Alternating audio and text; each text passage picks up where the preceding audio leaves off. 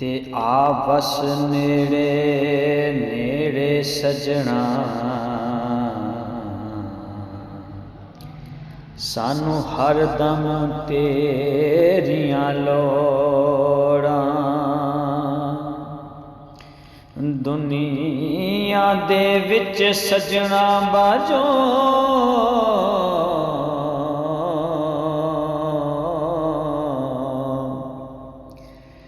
नहीं पूरियां होंदियां थोड़ा। ते जद तक मेरा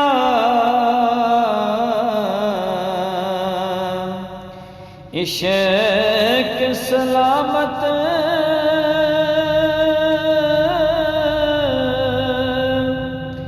क्यों होर किसे नल जोड़ा।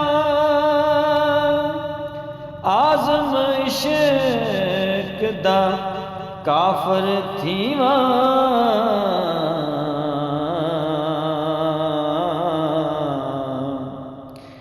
ओ जे यार वलों मुख मोड़ा। आज़म इश्क दा काफर थीवा